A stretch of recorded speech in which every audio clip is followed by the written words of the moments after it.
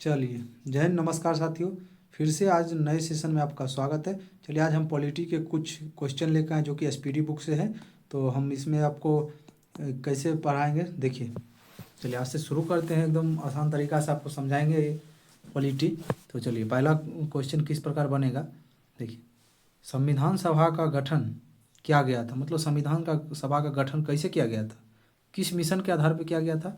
तो आपका आंसर हो जाएगा संविधान सभा का गठन कैबिनेट मिशन से आधार पर किया गया था। और कब? तो 1946 कैबिनेट मिशन की सिफारिश पे किया गया था। कब? तो 1946 में किया गया था। ठीक। चलिए, संविधान सभा शब्द का प्रयोग सर्वप्रथम किसने किया था? संविधान सभा शब्द का प्रयोग सर्वप्रथम किसने किया था? तो हेनरी मैन द्वारा किया गया था। किसके द्वारा किया गया था? Henry man. चलिए, याद करिए, साथ साथ दो बार बोलिए कि संविधान सभा शब्द का प्रयोग सबसे पहले किसने किया था? हेनरी मैन द्वारा किया गया था। चलिए, दो तीन बार आप रटिएगा, अभी क्लास में ही याद हो जाएगा, टेंशन मत लीजिए। अगला है कि संविधान सभा का निर्माण करने वाला पहला देश कौन था? संविधान सभा का निर्माण करने वाला पहला देश कौन था? तो अमेरिका। कौन था? अमेरिका। फिर से याद करिए कि संविधान सभा का निर्माण करने वाला पहला देश कौन था? तो अमेरिका था। संविधान सभा का निर्माण करने वाला पहला देश कौन था? तो अमेरिका था। कब किया था? तो 1787 ईस्वी में किया था। कब किया था? 1787 ईस्वी में किया था। चलिए नेक्स्ट, कि संविधान सभा के गठन का विचार सर्वप्रथम रखा गया था, यानी संविधान सभा का जो गठन का विचार सर्वप्रथम किसके द्वारा किया गया था, किस व्यक्ति के द्वारा रखा गया था? तो सर एम एन राय के द्वारा किया गया था। सर एम एन राय के द्वारा रखा गया था। और कब रखा गया? 1934 में। फिर से देखिए कि संविधान सभा का गठन का विचार सर्वप्रथम किस व्यक्ति के द्वारा किया गया था? तो एम एन रॉय के द्वारा किया गया था। कब? तो 1934 में। समझ रहे हैं? चलिए नेक्स्ट, कैबिनेट मिशन भारत आया था। ठीक। कैबिनेट मिशन भारत कब आया था? आपसे पूछेगा। कैबिनेट मिशन की सिफारिश पे देखिए संविधान सभा का गठन किया गया था। अब कैबिनेट मिशन कब आया था भारत में? तो 24 मार्च 1946 को। कब आया था? 24 मार्च 1946 को आया था। समझ गए? चलिए अगला है, और हाँ, किसके नेतृत्व में लाया गया था? तो पैथिक लॉरेंस के उसका अध्यक्ष कौन था? तो पैथिक लॉरेंस अध्यक्ष उसका था। समझ रहे हैं? चलिए, कैबिनेट मिशन के कितने सदस्य थे? 3 सदस्य। कौन कौन थे? स्टेफोर्ड क्रिप्स, पैथिक लॉरेंस तथा एवी अलेक्जेंडर थे। समझ रहे हैं? चलिए नेक्स्ट, 3 सदस्य थे। एकदम अच्छा से याद रखिए, कितने सदस्य थे कैबिनेट मिशन में? 3 सदस्य थे। कैबिनेट मिशन का भारत आने का मुख्य उद्देश्य क्या था? अब पूछेगा आपसे कि कैबिनेट मिशन भारत आया था, उसका मुख्य उद्देश्य क्या था? तो संविधान सभा का निर्माण करना और अंतरिम सरकार का गठन करना। समझ रहे हैं? पूछेगा आपसे कैबिनेट मिशन का भारत आने का मुख्य कार्य उद्देश्य क्या था? तो संविधान सभा का निर्माण करना तथा अंतरिम सरकार का गठन करना। अगला, कैबिनेट मिशन के तहत संविधान सभा में कुल कितने सीटें निश्चित की गई थी? यानी कैबिनेट मिशन के तहत संविधान सभा में कुल कितना सीटें निश्चित की गई थी? तो 389। कितने थे? तो 389, जिसमें से 389 में से 292 ब्रिटिश फ्रांस से थे। समझ रहे हैं? और 93 देसी रियासत से थे। और 4 कमिश्नरी क्षेत्र से। देखिए, ब्रिटिश प्रांत किसको कहते हैं? जिस पे अंग्रेज का कब्जा हो उसे ब्रिटिश प्रांत कहते थे, और जिस पे राजाओं का कब्जा हो उसे हम देसी रियासत कहते थे। चलिए, 4 कमिश्नरी क्षेत्र थे। अब 4 ही बोले ना कमिश्नरी क्षेत्र कौन कौन थे? 4 कमिश्नरी क्षेत्र थे। अब चारों कमिश्नरी क्षेत्र का आपका नाम पूछ देता है। तो अजमेर, जो कि मारवाड़, उसके बाद बलूचिस्तान, कुर्ग तथा दिल्ली।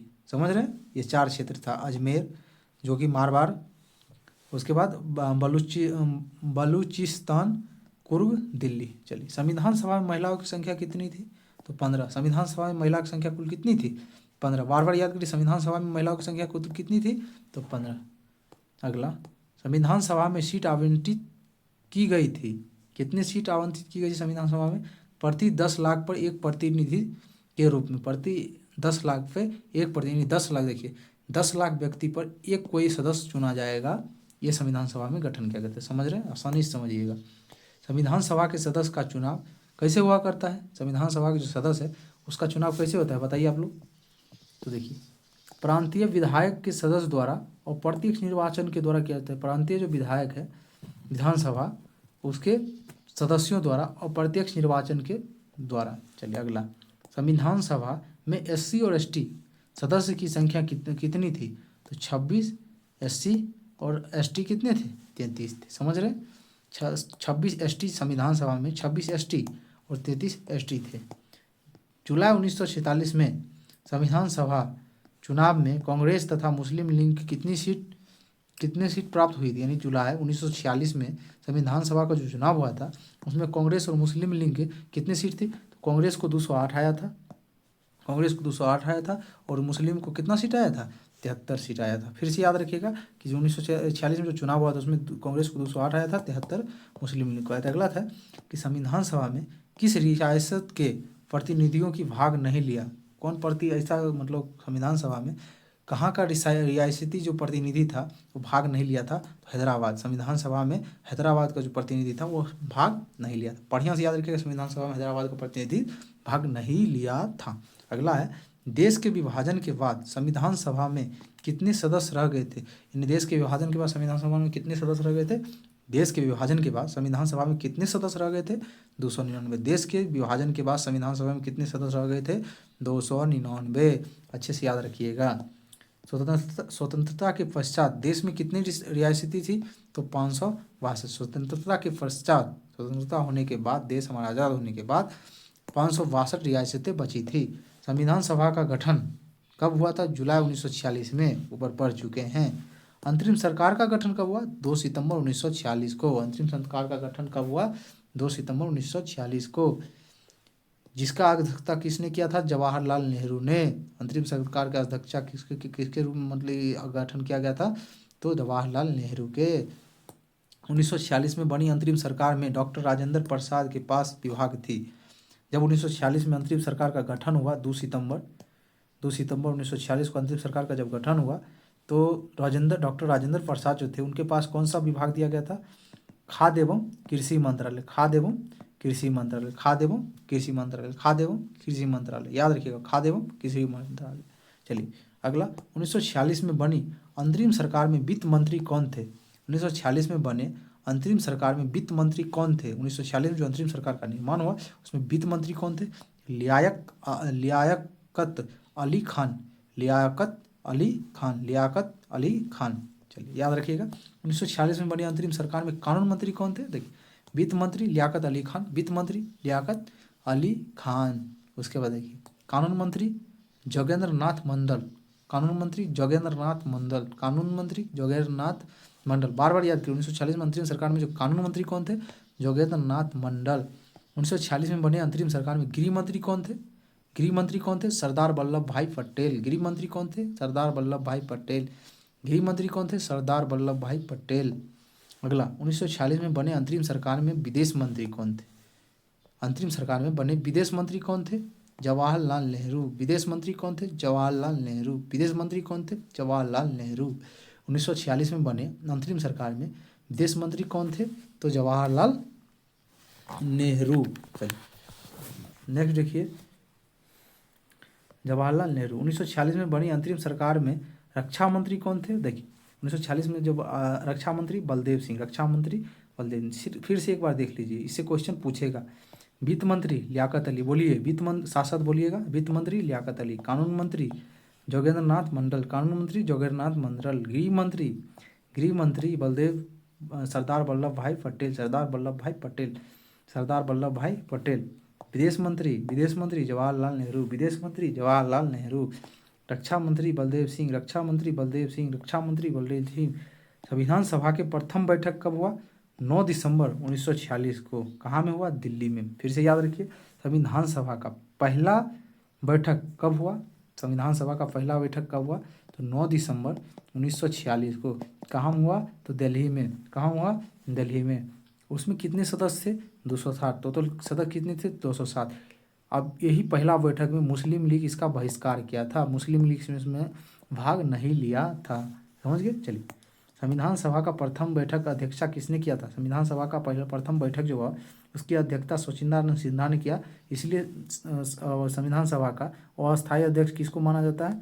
अस्थायी अध्यक्ष सचिदानंद सिन्हा को माना जाता है। संविधान सभा के संवैधानिक सलाहकार कौन थे? संविधान सभा के संवैधानिक सलाहकार वी एन राय थे। संवैधानिक सभा सलाहकार वी एन राय थे। संविधान सभा का प्रारूप कौन तैयार किया था? तो BN राव ने ही तैयार किया था। इसका पूरा नाम है बनेगल नरसिंह राव। अगला है, संविधान सभा को संबोधित करने वाला पहला व्यक्ति कौन था? संविधान सभा को संबोधित करने वाला पहला व्यक्ति कौन था? डॉक्टर सर्वपल्ली राधाकृष्णन। संविधान सभा को पहले संबोधित करने वाला पहला व्यक्ति कौन था? डॉक्टर सर्वपल्ली राधाकृष्णन। डॉक्टर राजेंद्र प्रसाद को संविधान सभा का अस्थायी अध्यक्ष, देखिए अस्थायी अध्यक्ष तो सत्यनारायण सिन्हा थे, अब अस्थायी अध्यक्ष कौन थे? तो ये डॉक्टर राजेंद्र प्रसाद संविधान सभा के अस्थायी अध्यक्ष थे। अब इनको देखिए, इनको तो बना दिया गया था 9 दिसंबर को, इसको इनको अस्थायी अध्यक्ष बना दिया गया था, लेकिन इनको जब बनाया गया था तो देखिए किधर गया, इनको बनाया 11 दिसंबर 1946 को, समझ गए, को दूसरी संविधान सभा का दूसरी बैठक में बनाया गया। पहला 9 दिसंबर को हुआ था बैठक, दूसरा कब हुआ? सेकेंड तो 11 दिसंबर 1946 को। चलिए, संविधान सभा के समक्ष सबसे पहले लाया गया प्रस्ताव, संविधान सभा के समक्ष सबसे पहला लाया गया प्रस्ताव कौन सा था? जल्दी से बताइए, लाया गया प्रस्ताव कौन सा था? तो उद्देश्य प्रस्ताव। कौन था? उद्देश्य प्रस्ताव। चलिए, उद्देश्य प्रस्ताव पेश किसने किया था? आपसे पूछ देगा कि उद्देश्य प्रस्ताव किसने पेश किया था, तो बोलिएगा जवाहरलाल नेहरू जी ने। उद्देशिका प्रस्ताव किसने पेश किया था? जवाहरलाल नेहरू जी ने। कब किया? 13 दिसंबर 1946 को, 13 दिसंबर 1946 को। अब उद्देशिका प्रस्ताव, उद्देशिका जो प्रस्ताव, उद्देश्य प्रस्ताव को उद्देशिका के रूप में पारित किया गया। उद्देश्य प्रस्ताव को उद्देशिका के रूप में पारित किया गया। कब किया गया? 22 जनवरी 1947 को, 22 जनवरी 1947 को। उद्देशिका को ही क्या कहा जाता है? प्रस्तावना। उद्देशिका को क्या कहा जाता है? प्रस्तावना। संविधान की प्रस्तावना उद्देशिका को ही कहा जाता है। ब्रिटिश भारत में सबसे पहले प्रस्तावना का प्रावधान किया गया। ब्रिटिश भारत में सबसे पहले प्रस्तावना का प्रावधान किया गया। कब किया गया? किस अथी में? 1919 का जो अधिनियम था, उसी में 1919 का जो भारत शासन अधिनियम था, उसके तहत ब्रिटिश भारत में सबसे पहले प्रस्तावना का प्रावधान किया गया। अगला है, भारत संविधान का प्रस्तावना का शुरू होती है, कब होती है? हम भारत के लोग से। भारतीय संविधान की जो प्रस्तावना हम भारत के लोग प्रभुसत्ता से शुरू होता है। चलिए अगला, प्रस्तावना या उद्देशिका लिया गया है, कहाँ से लिया गया? प्रस्तावना और उद्देशिका हमारे भारतीय संविधान में कहाँ से लिया गया है? अमेरिका से। याद रखिएगा, भारतीय संविधान में प्रस्तावना या उद्देशिका कहाँ से लिया गया है? अमेरिका से। अमेरिका से। कहाँ से लिया गया? अमेरिका से। प्रस्तावना की भाषा लिया गया कहाँ से? ऑस्ट्रेलिया से। प्रस्तावना की भाषा लिया गया कहाँ से? ऑस्ट्रेलिया से।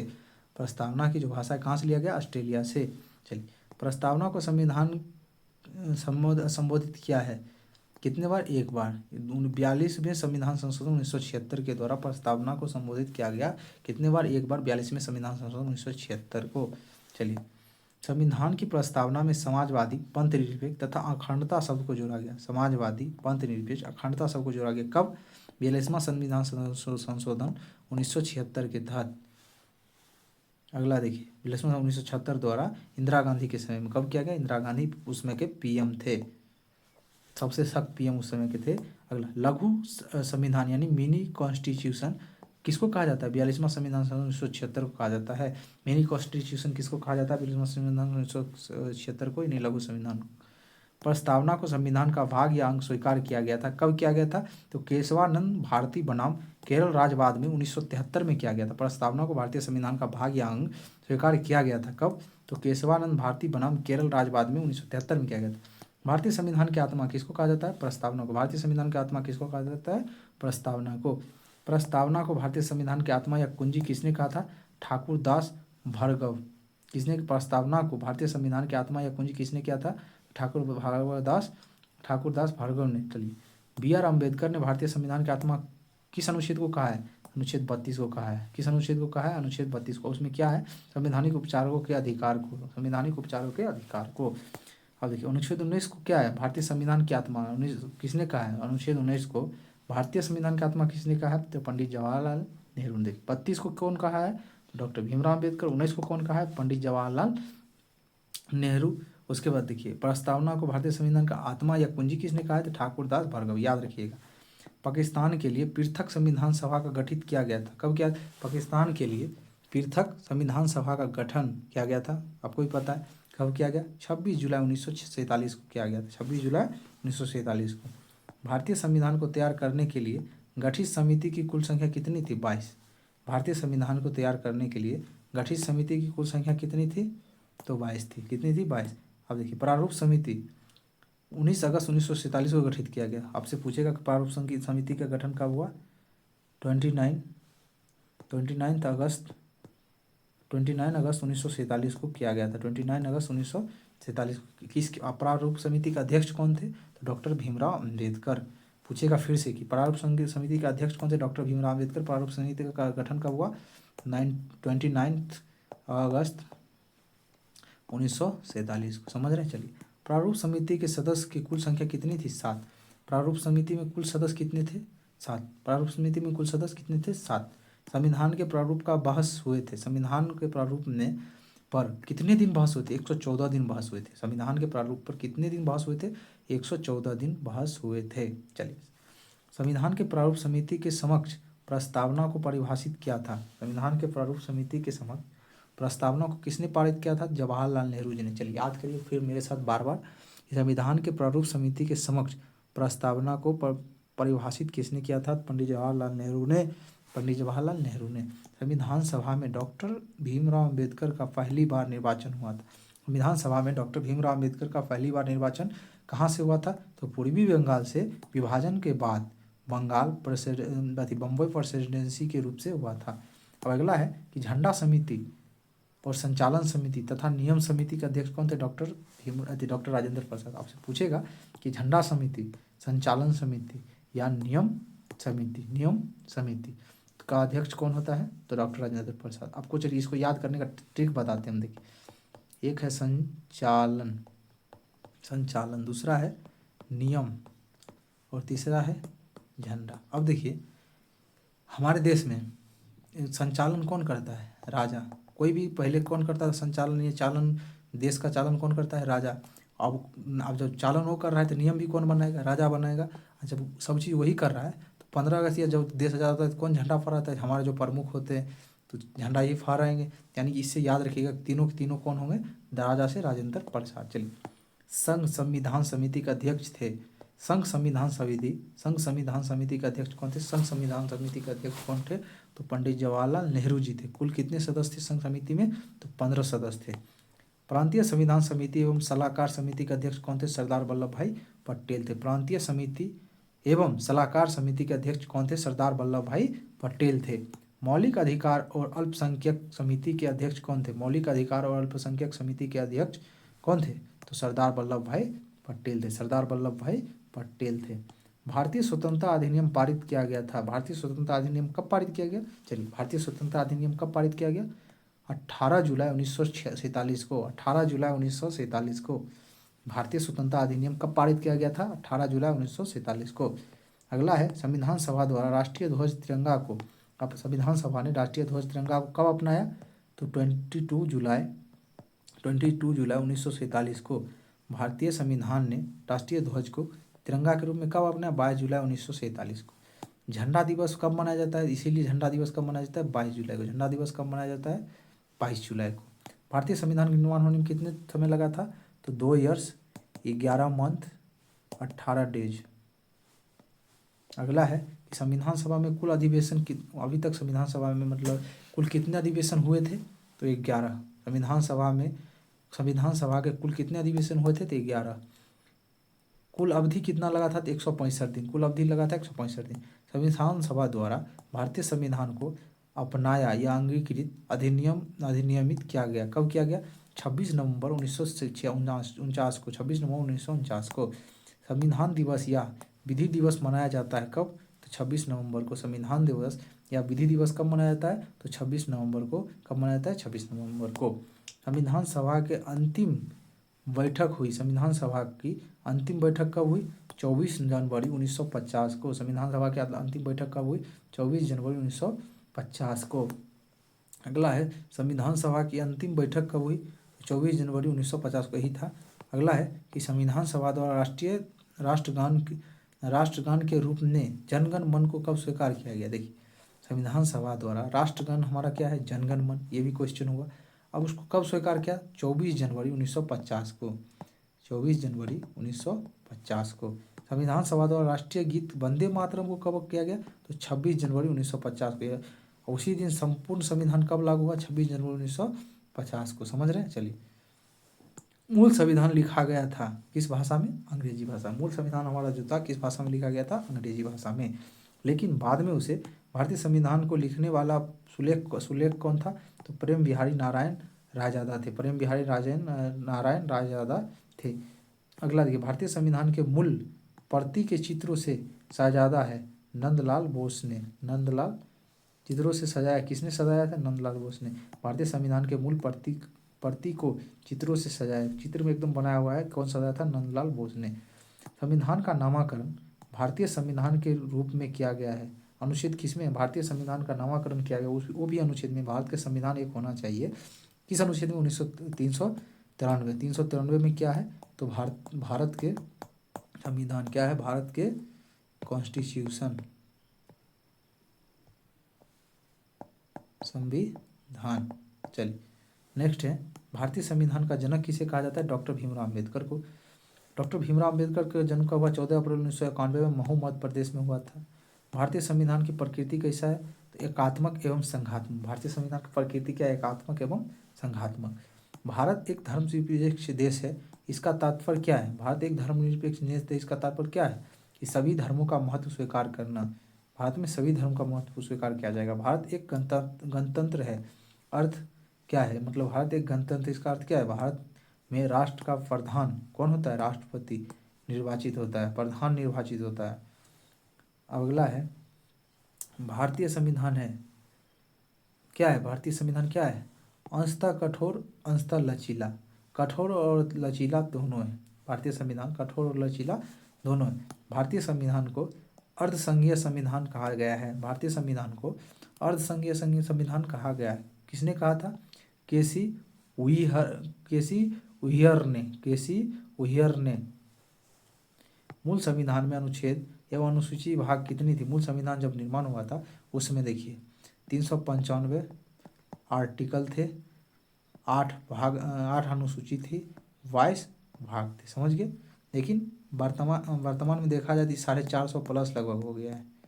ये 450 प्लस हो गया है। 12 अनुसूची है, 25 भाग है। चलिए उसके बाद देखिए अगला है, वर्तमान में कुल कितने? 395 से भी अभी अधिक है हो गया, इसमें बता रहा है। इसके अनुसार भारतीय वर्तमान में अनुसूचियों की संख्या कितनी है? 12। वर्तमान में भागों की संख्या 25। अब देखिए, यूटी के नामकरण की सूची एवं उसके राज्य के क्षेत्रों के ब्यौरा देता है। कौन देता है? पहला अनुसूची देता है। प्रथम अनुसूची में संघ एवं राज्य क्षेत्र है। दूसरी अनुसूची की संबंधित है पदाधिकारी का जो वेतन भत्ता पेंशन। दूसरा अनुसूची में केंद्र राज्य संबंध, 7वीं अनुसूची में केंद्र राज्य संबंध, 7वीं अनुसूची में। 7वीं अनुसूची संबंधित है किसी केंद्र राज्य संबंध के बीच शक्ति के बंटवारा एवं सरकारों द्वारा शुल्क कर लगाने का अधिकार से। चलिए अगला है, 8वां अनुसूची किसे संबंधित है? भाषा से। वर्तमान में 8वीं अनुसूची में कुल कितने भाषा हैं? 22 भाषाएं। तो टोटल कितना था? 14 भाषा थे पहले, लेकिन सिंधी भाषा को 8वीं अनुसूची में कब जोड़ा गया? 21वां संविधान संशोधन 1967 के द्वारा देखिए सिंधी को जोड़ा गया। सिंधी को जोड़ा गया और ये हो गया देखिए। उसके बाद हुआ था 71वां संविधान संशोधन 1992। इसमें नमक को जोड़ा गया, अर्थात 9 से नेपाली, म से मणिपुरी और क से कोंकणी। याद रखिएगा, तीनों को जोड़ा गया था 71वां संविधान 1992 के द्वारा। ये देखिए क्वेश्चन है, आ ही गया, हमने बताया आ ही गया 8वां। अब फिर से 8वीं अनुसूची में बोडो, मैथिली, डोगरी तथा संथाली को जोड़ा गया था 92वां संविधान संशोधन 2003 के द्वारा। चलिए, हिंदी को भारत की राजभाषा के रूप में स्वीकार किया गया कब? 14 सितंबर 1949 को। हिंदी को राजभाषा के रूप में कब स्वीकार किया गया? 14 सितंबर 1949 को। हिंदी दिवस कब मनाया जाता है? 14 सितंबर को। क्यों? क्योंकि 14 सितंबर 1949 को हिंदी को राजभाषा का दर्जा मिला था।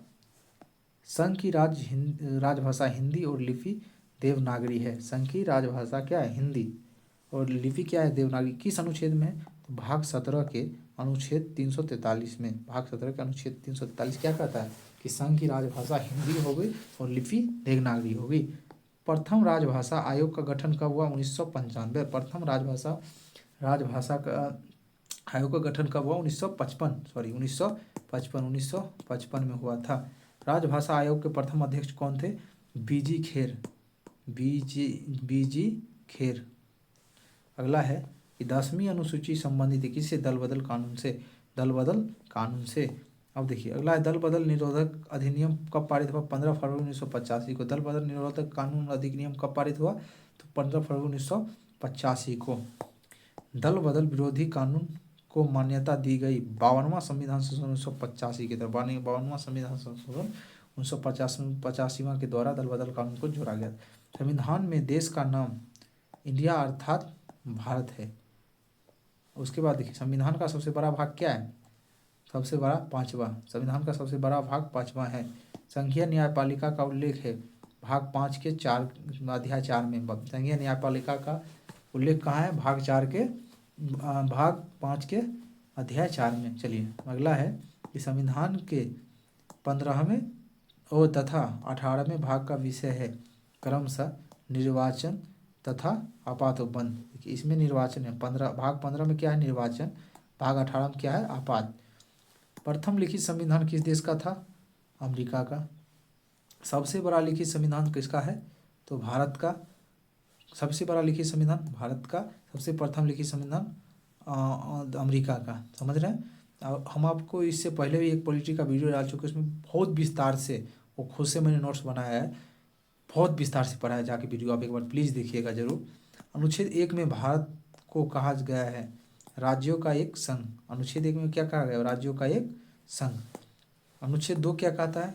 तो नए राज्य का प्रवेश या स्थापना के शक्ति प्रदान करता है। अनुच्छेद कौन? 2 किसको प्रदान करता है? तो सांसद को। किसको करता है? तो सांसद को। समझ रहे? चलिए आज का पॉलिटिक्स का क्लास मेरा यहीं पे होता है। अगर आपको वीडियो थोड़ा भी समझ में आया है तो प्लीज़ मेरे वीडियो को लाइक करिए, कमेंट करिए और दबा के शेयर करिए। फिर नेक्स्ट क्लास में मिलते हैं। तब तक के लिए जय हिंद, जय भारत, वंदे मातरम।